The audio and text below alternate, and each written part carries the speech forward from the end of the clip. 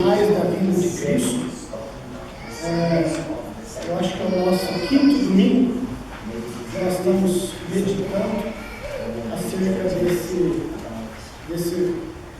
dessa bênção, dessa esperança que é a vinda do nosso Senhor Jesus Cristo.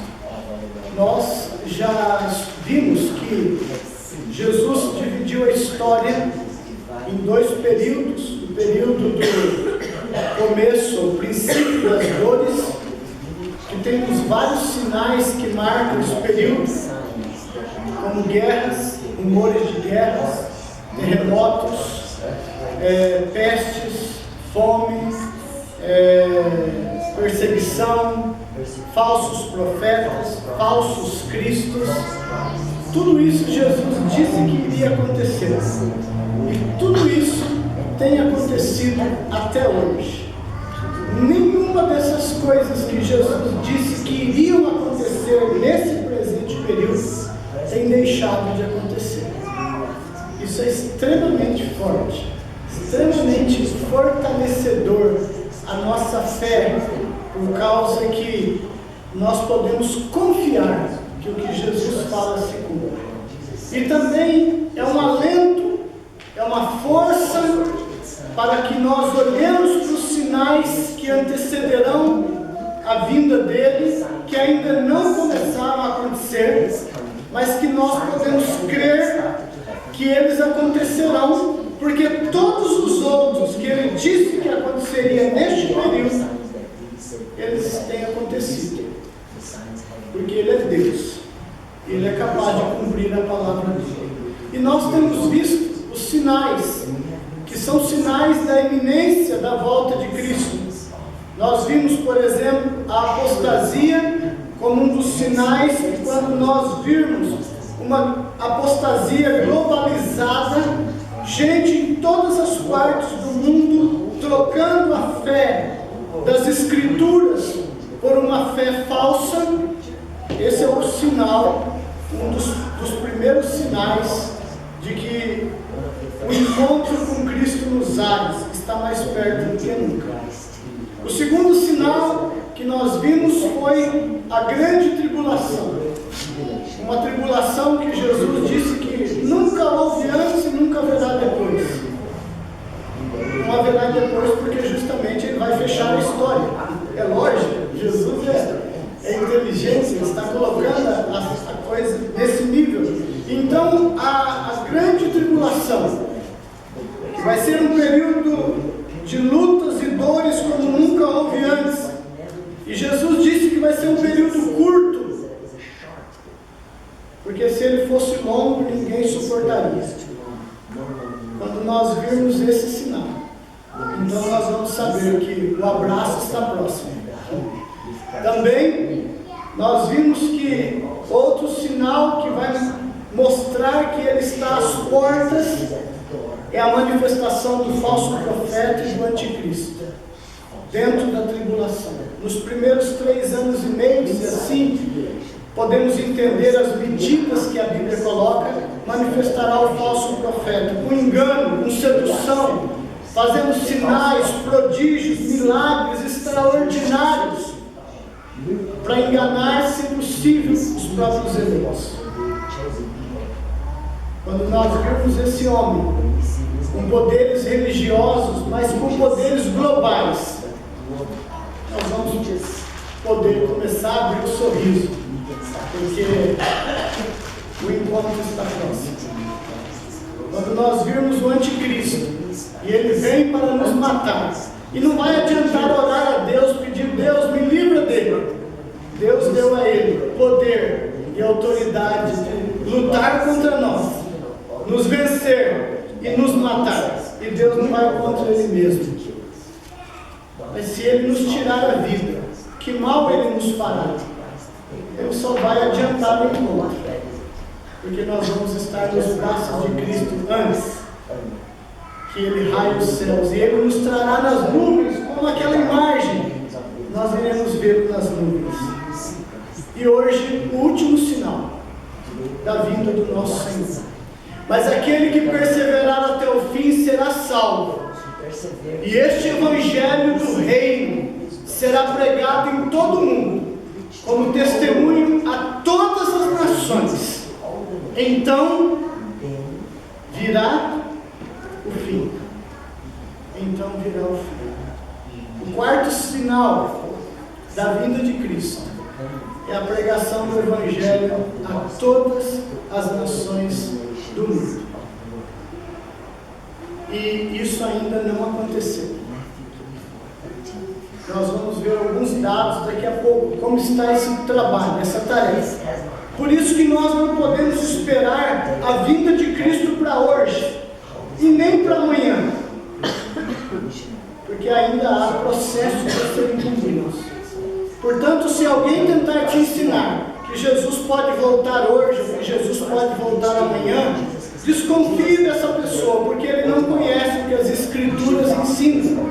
Porque o que as Escrituras ensinam é que todos esses sinais terão de se cumprir. E um desses é que o Evangelho será pregado. A primeira coisa que esse texto nos ensina é que esse Evangelho será pregado. Ele será pregado. Ele não pode se auto-pregar. O verbo está na voz passiva. Ele tem de ser pregado.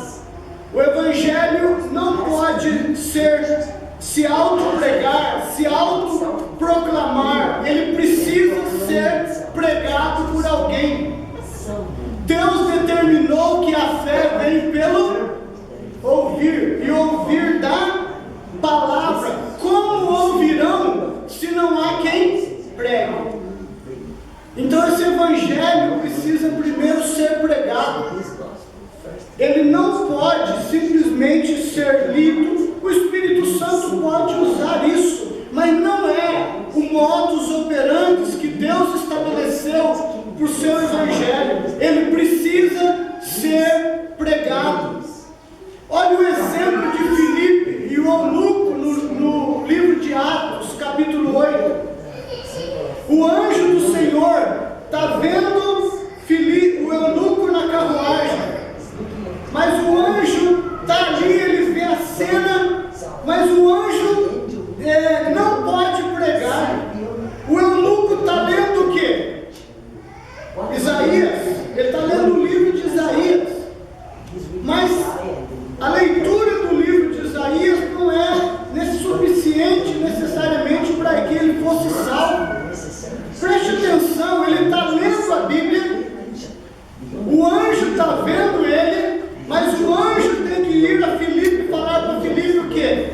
Corre para o sul, vai para lá, porque vai passar um cara lá numa carruagem. Esse cara é rico, ele está indo, voltando para o país dele, ele veio de longe, viajou cerca de 1.600 quilômetros para vir aqui conhecer Cristo, mas ele chegou um pouquinho atrasado. Ele chegou no ano 35, mais ou menos, 36, e Cristo já havia ressurreto e ascendido à glória do Pai.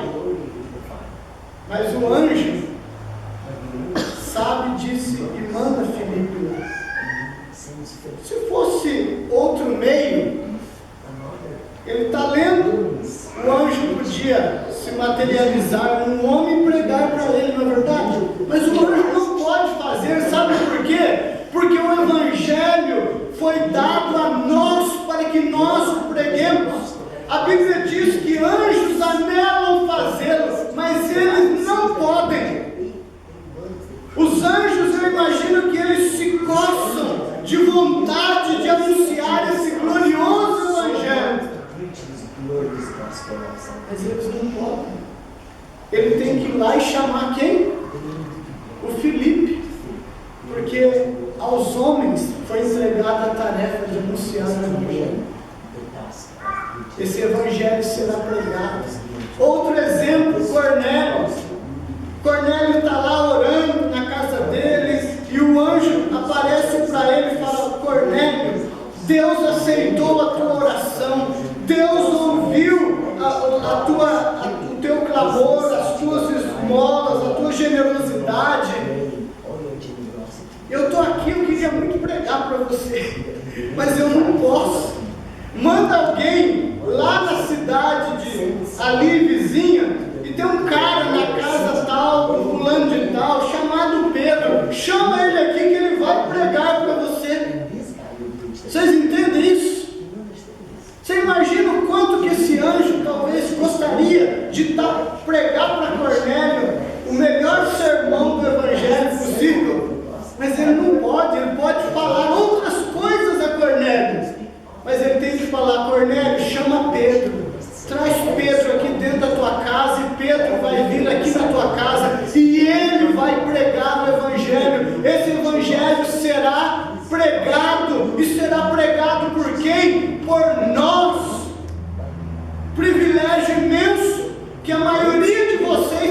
menosprezado, porque da boca de vocês ninguém tem ouvido o Evangelho. A maioria de vocês são irresponsáveis com essa digna, honrosa e gloriosa tarefa de pregar o Evangelho. E se você não mudar, Deus vai trazer a mão dele sobre você. Não brinque com Deus, com a tarefa que Deus está te dando. Esse Evangelho será pregado. E não vai ter desculpas que você vai apresentar para esse Deus, porque Ele vai te disciplinar por sua preguiça, por sua indolência, por sua falta de compromisso de abrir tua boca e falar do Evangelho. Às vezes você não tem problema de abrir a boca e falar palavras sujas, falar piadas que não glorificam a Deus, não edificam, mas tem vergonha de abrir a boca e falar do amor de Jesus. Pense nisso. Esse Evangelho será pregado e terá de ser pregado por isso. Acorda, desperta, comece a cumprir isso, porque isso será a vida de Cristo. Isso vai desembocar na vida do nosso Senhor e do nosso é nossa tarefa. Anjos anelam, mas nós desprezamos. Pense nisso.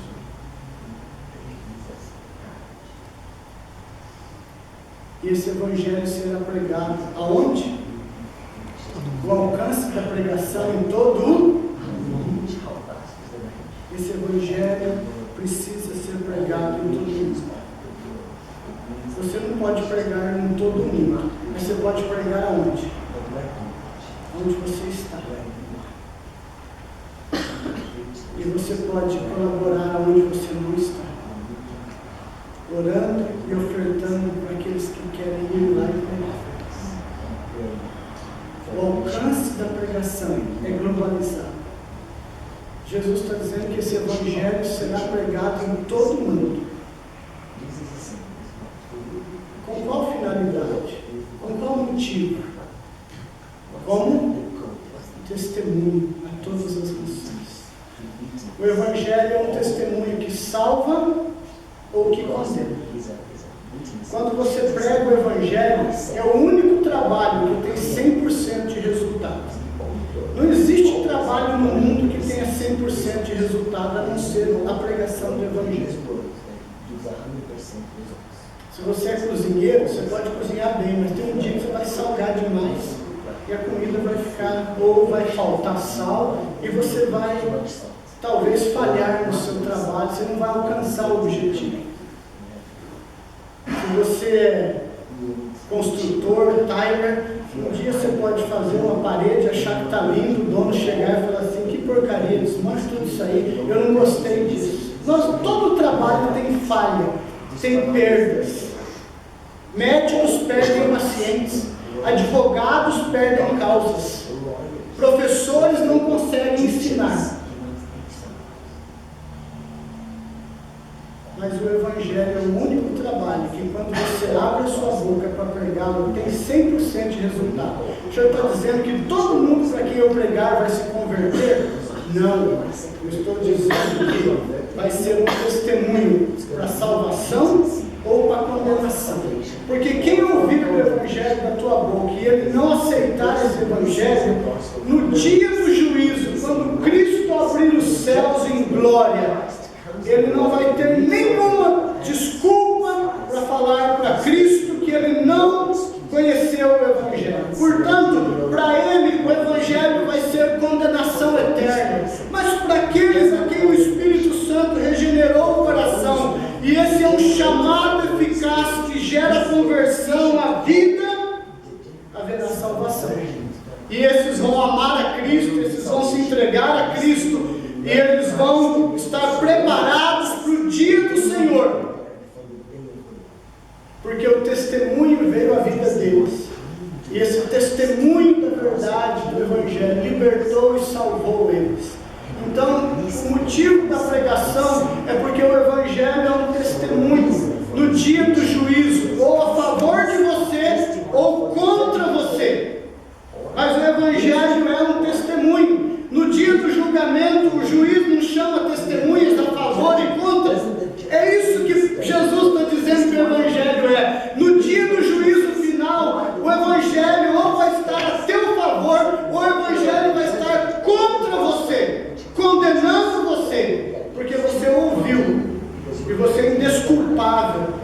diante do Senhor. Mas ele também pode ser a teu favor, porque ele vai ser a tua salvação.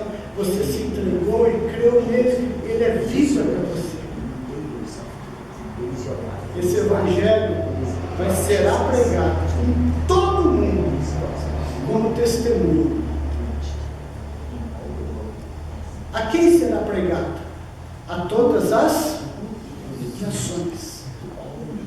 Sabe o que é interessante e é inteligente? Jesus não disse que o evangelho vai ser pregado a todas as pessoas, indistintamente. O evangelho vai ser pregado a todas as nações. A palavra grega para nações ali é etnia. Existe uma palavra grega que é para nações constituídas, como a Nova Zelândia, o Brasil, no grego, e existe uma palavra no grego que ela se refere a todas as constituídas com governo, constituição, ou até mesmo uma nação que é apenas um povo tribal, nômade, como muitos que nós temos no Brasil. No Brasil nós temos 340 etnias dentro do Brasil. 340 etnias dentro do Brasil. Mas o povo, a etnia portuguesa, brasileira, são 341 nações dentro do Brasil. Segundo os dados apresentados pelo reverendo Ronaldo Lidório no site do Instituto Anthrop, são 340 nações, etnias. Jesus está dizendo que cada uma destas etnias necessitará ouvir o Evangelho, ter o Evangelho. Então Jesus está dizendo que não são somente nações, como se a gente olha para o mapa, a gente vê, tem igreja na China? Tem igreja nos Estados Unidos, tem igreja na Rússia, tem igreja na Nigéria, tem, esses são países, mas dentro desses países existem etnias que falam outras línguas, como no Brasil. As 340 etnias que existem no Brasil, elas falam 220 línguas diferentes. No Brasil, então, nós falamos 221 línguas no Brasil. E cada uma dessas etnias precisa receber a pregação do Evangelho. Não que todos indistintamente precisam ouvir o Evangelho, porque para condenação, a Bíblia diz que basta a revelação geral, a revelação natural. O homem, quando olha ao redor dele, a pregação de que existe um Deus é inequívoco. Isso não tem poder para salvar, mas é poder para condenar qualquer homem. Mas a despeito disso, Jesus está dizendo que o Evangelho dele teria que chegar a todas as etnias, a todos os povos constituídos, com uma cultura, uma língua, comidas que marcam eles como um povo. Todos eles deveriam receber. Por isso que a palavra ela é etnias. Todas as etnias precisarão escutar esse evangelho. E quando isso acontecer, então virá o fim. E essa tarefa é nossa. Essa tarefa é nossa. E nós não podemos brincar com essa tarefa.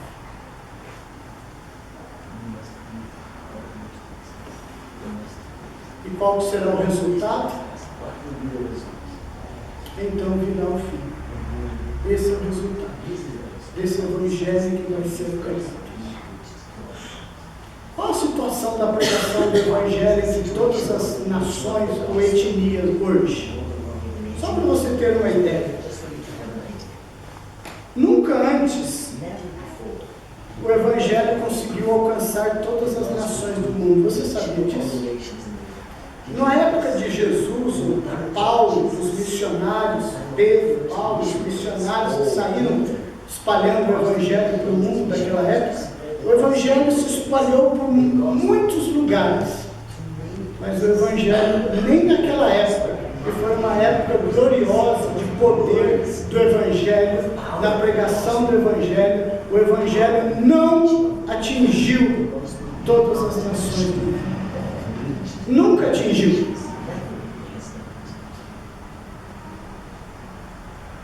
Mas terá que atingir, porque se não atingir, Jesus não virá.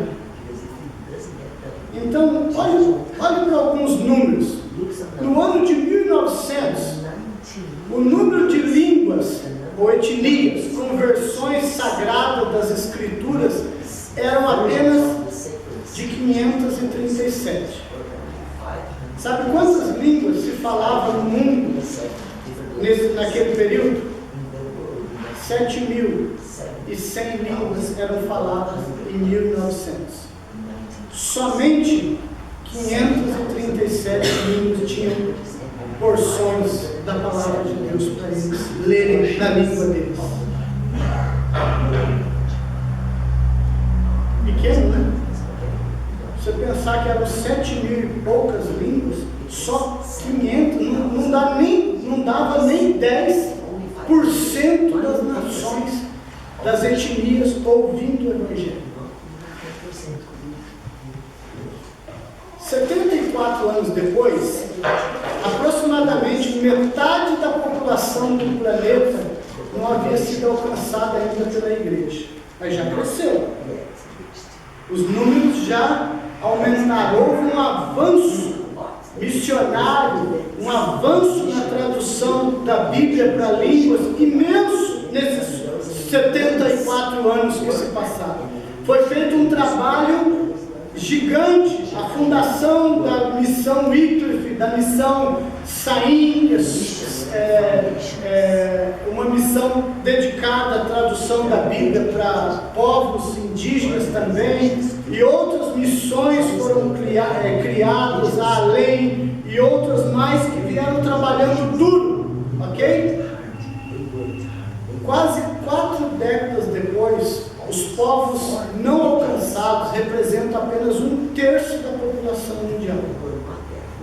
Ou seja, nós estamos falando já perto do ano 2000, 2005, há 10 anos atrás, apenas 1/3 já não ainda haviam sido alcançados. Ou seja, nós estamos falando que em 2005, 66% das etnias tinham recebido a palavra de Deus, tido uma tradução da Bíblia inteira, ou só do Novo Testamento, ou de porções da Bíblia, certo?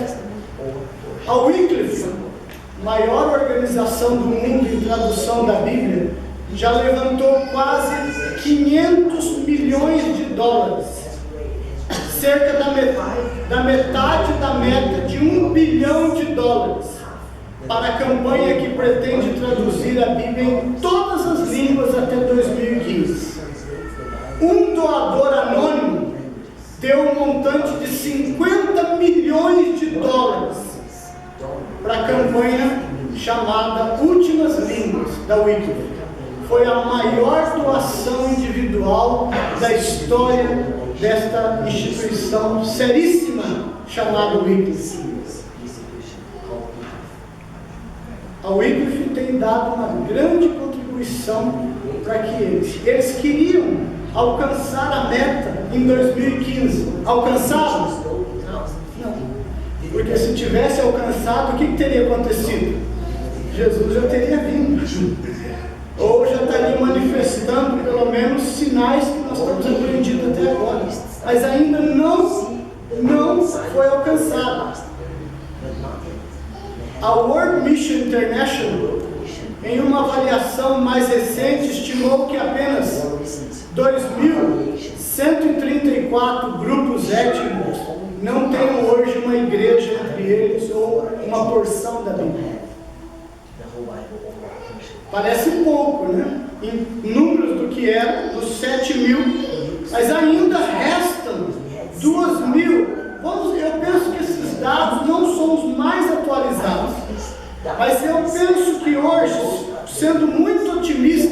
ainda restam em cerca de 1.000 a 1.200 grupos étnicos não alcançados com o Evangelho, com nenhum tipo da pregação do Evangelho. Quero um exemplo? Dentro do Brasil, ainda nós temos cerca de 30 tribos que nunca escutaram nada do Evangelho. E elas nem sequer têm tido contato com o mundo civilizado. Eu acho que eles são mais civilizados do que nós, né? Mas, anyway, essa é a forma com que eles tratam desse tema. Ok?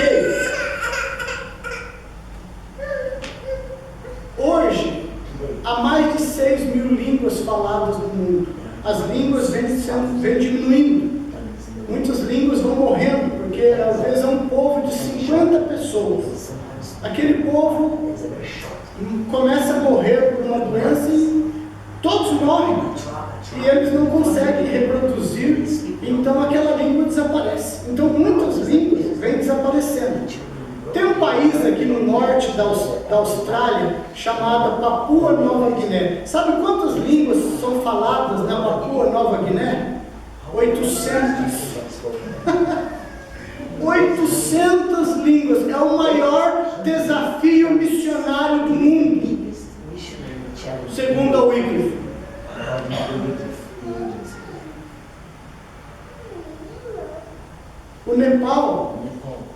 No Nepal são faladas 38 línguas. Só no Nepal, um país pequeno.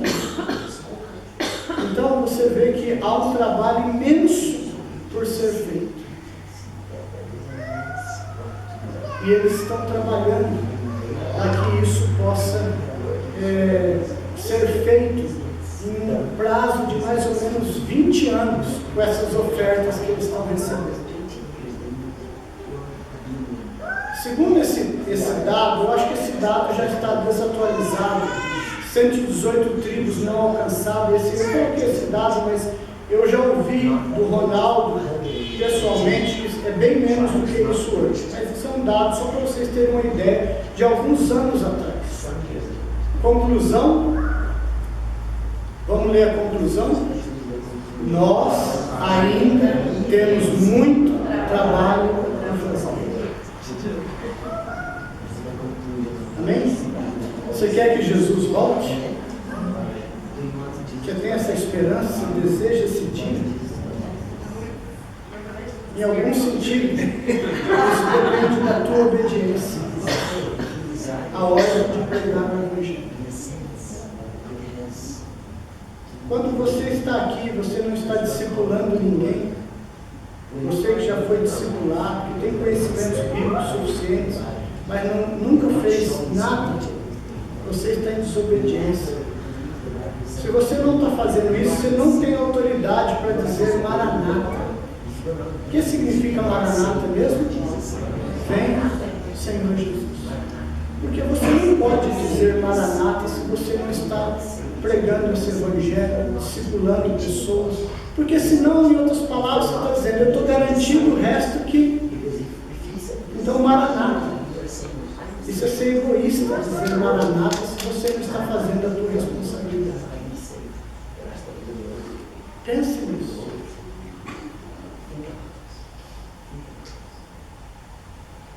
E a pregação do Evangelho precisa acontecer. E ela vai acontecer até o último momento da grande tribulação. Se eles não deixarem nós pregarmos com a nossa boca, nós vamos pregar com a nossa vida. E com o nosso sangue vai ser derramado. Mas nós vamos pregar a todas as nações para que Cristo venha. Eu queria terminar exortando você primeiro, pague o preço de conhecer a palavra de Deus, para que ninguém vos engane, e também para que você possa contribuir com a pregação do Evangelho. Como você vai pregar se você não entende o Evangelho? Como você vai pregar se você não conhece a palavra de Deus? Então, por causa da preguiça de ler a Bíblia, por causa da preguiça de estudar, nós não podemos cumprir essa ordem de Jesus para nós. Dedique-se, estude, pague o preço. O curso de teologia está aí. O curso de discipuladores está aí. Aprenda a discipular. Conheça a palavra de Deus, porque se você for um conhecedor profundo da palavra de Deus, você vai pregar a palavra de Deus e você vai contribuir para que Cristo abra os céus e venha em glória para buscar a sua igreja. Seja um discipulador, espalhe discípulos pelo mundo. Você pode estudar a Bíblia com uma pessoa aqui hoje, e essa pessoa você não tem nem ideia do que será essa pessoa, porque amanhã essa pessoa pode sentir no coração o desejo de ir para um outro país, trabalhar com um povo não alcançado, e o teu trabalho de discipular aquela pessoa vai contribuir para que um povo que não ouviu do Evangelho escute indiretamente através de você. Eu acho que eu já fiz essa lição de discipulado com umas 1.500 pessoas nesses 20 anos de ministério. E eu tenho alguns frutos que estão pregando o Evangelho em outras nações hoje. E eu nem imaginava, porque quando eu estava estudando com aquela pessoa, eu não imaginava o que Deus ia fazer na vida dela e através dela. Mas hoje eles estão anunciando o Evangelho em outras culturas, outras línguas, para a glória de Deus. Mas eu sinto que eu contribuí para o Evangelho se espalhar, porque eu não fui omisso, preguiçoso, indolente, irresponsável por essa coisa. Comprometa-se em orar por missionários. Compre um mapa mundi, pregue um mapa na parede, no teto da tua cama. Quando você deitar ali, comece a olhar para aqueles países e comece a orar por países, comece a orar por nações, para que o Evangelho chegue naquelas nações. Faça isso. Eu tinha um colega que ele tinha um mapa do mundo grande, media uns 3 metros por uns 3 metros. Então os países ficavam grandes assim. Então ele deitava em cima daquele mapa, ele ia orando por cada país. Cada semana ele pegava um continente e ia ali deitado. Ele dizia que muitas vezes aquele mapa ficava com as gotas das lágrimas dele, porque ele estava orando e chorando por cada nação daquela, pedindo a Deus que o Evangelho chegasse naquela nação. Ore, seja um discipulador, ore, seja dizimista e ofertante, porque os dízimos e as ofertas participam do sustento de missionários ao redor do mundo todos os meses. Mas quando você não consegue nem dar seu dízimo, você mostra que você é avarento, você ama mais o dinheiro do que a Cristo e a glória de Cristo e o Evangelho de Cristo. Quando você não consegue dar uma oferta missionária, é porque o teu coração está aqui nesse mundo, no dinheiro. E se você não se arrepender, você vai se arrepender depois, amargamente por isso. Eu sou fiel, eu entrego meus dízimos, eu dou minhas ofertas, eu estou ajudando missionários. Eu sou um missionário, eu vivo de ofertas, mas as ofertas que chegam para mim, eu também abençoo outros missionários. Sabe por quê? Porque eu quero ver Cristo nas nuvens. Não importa quanto, você pode dar $10 de oferta missionária, 50, o que seja. Você estará contribuindo para que o Evangelho chegue a todas as nações. Para pregar o Evangelho tem um custo. O próprio Jesus, com os apóstolos, tinha uma bolsa, onde eles colocavam o dinheiro das ofertas para eles continuarem pregando o Evangelho. Aí você fala assim, eu vou dar dinheiro para a igreja, para pastor roubar dinheiro. Esse negócio de roubar dinheiro na igreja é mais velho do que você pensa. O Judas roubava. Sempre vai ter quem vai roubar. Mas o problema do Judas e de quem roubar. Você fez a sua parte. Você acha que Jesus não sabia que Judas roubava o dinheiro da bolsa? E Jesus tirou a bolsa dele? Jesus falou: Judas, passa a bolsa para o Pedro, que você está roubando o dinheiro da bolsa. Você não pode ser um tesoureiro. Jesus deixou a bolsa com ele. Porque quanto mais ele roubava, mais ele acumulava sobre ele o quê? Ira, juízo divino sobre ele. Lidar com o dinheiro de Deus é a tarefa mais séria. E muitos homens, pastores, líderes estão brincando com isso e eles vão pagar por isso. Não se enganem, eles vão pagar por isso. Eu louvo a Deus que na igreja presbiteriana o dinheiro não passa pelas nossas mãos. Nessa igreja, quem administra o dinheiro são os membros da igreja e não os pastores. Porque dinheiro corrompe. Corrompe você, que você não consegue nem dar o dízimo, e corrompe quem vai administrá-lo. Por isso que é feito por um grupo, não por uma pessoa. Mas seja dizimista, arrependa-se da sua desobediência, do seu pecado, e comece a dizimar, ofertar, porque com esse dinheiro nós vamos sustentar missionários ao redor do mundo, e o Evangelho será pregado, e Cristo virá em glória nas nuvens. Não é dinheiro por dinheiro, o dinheiro é só um meio para que Cristo possa ser glorificado e conhecido entre as nações.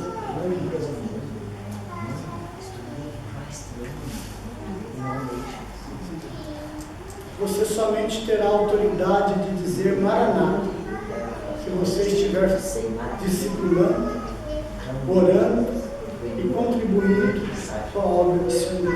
Se não, não diga Maranata, porque você não tem autoridade para dizer Maranata.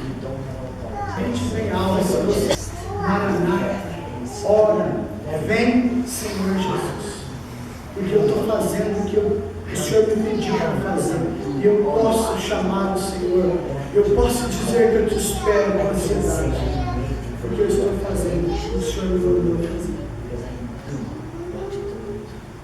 Que Deus tenha misericórdia de nós, de mim e de você, que nós possamos obedecer a Deus, para que o dia que Cristo rasga os céus seja um dia de alegria para nós, e não de terror, não de medo, não de angústia. Que Deus tenha misericórdia de nós. Amém? Nós vamos cantar uma música, não sei se o pastor vai cantar sozinho, nós vamos cantar com ele, que é uma música lindíssima, que fala dessa esperança da vinda de Cristo. E nós vamos ouvir essa letra profunda, poderosa letra, que vai nos, com certeza, também falar ao nosso coração, para que nós possamos fortalecer-nos na esperança da vinda de Cristo. Amém? Essa é uma palavra muito forte para que a gente, em alguns instantes, já se distraia com qualquer outra coisa e se esqueça. Ore. Se você teme a Deus pelas palavras que você ouviu aqui, ore e peça ao Senhor que te ajude, que nos ajude na nossa mudança de atitude. Tenho orado incessantemente pela nossa igreja, dizendo que nós não sejamos meramente ouvintes, mas praticantes da palavra. Que a palavra tem sido ensinada aqui. E quanto mais luz nós temos, maior é a nossa responsabilidade. Quanto mais conhecimento nós temos, maior é a nossa responsabilidade. Então faça a sua oração.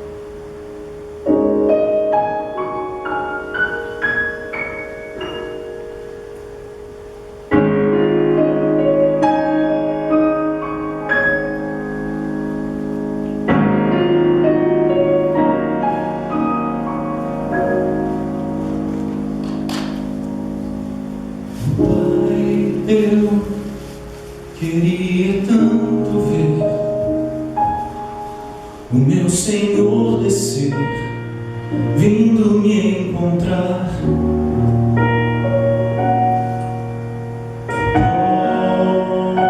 Posso até imaginar a refulgente glória do Senhor Jesus, transpondo as brancas nuvens no mais puro azul, onde nem sul nem norte resistirão. E em meio a lágrimas, sorrisos de alegria e de prazer,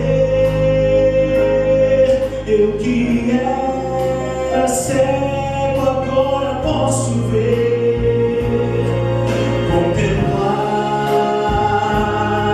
contemplar, enfim. Por isso eu canto glória, glória, glória ao autor da minha fé. Glória, glória ao autor da minha fé.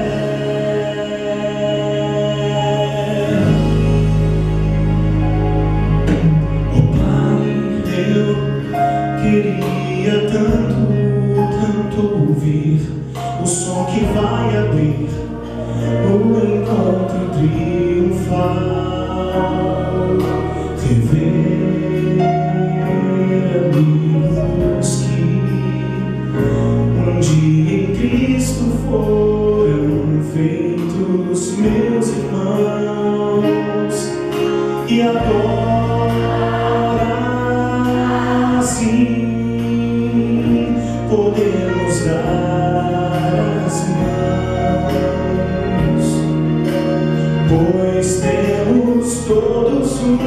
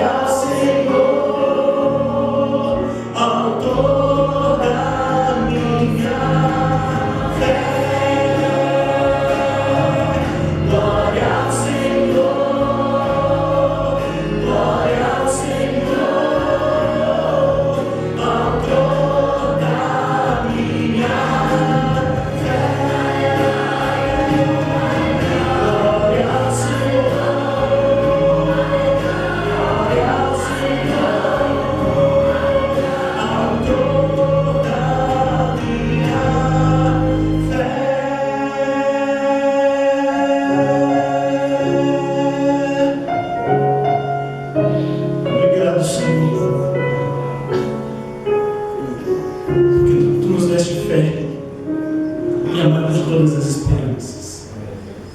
Obrigado por essa fé e essa certeza que temos que um dia os céus vão se abrir. E os que estiverem vivos aqui verão esse azul do céu, a glória da vinda do Filho do Homem. Obrigado por essa fé, essa certeza, Senhor. Obrigado, Pai. Te louvamos, Senhor. Graças a Deus. Vamos finalizar o nosso culto com essa certeza, essa esperança.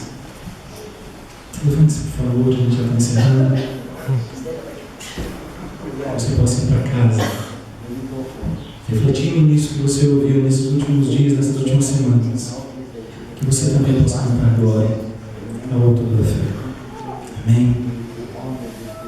Levante suas mãos.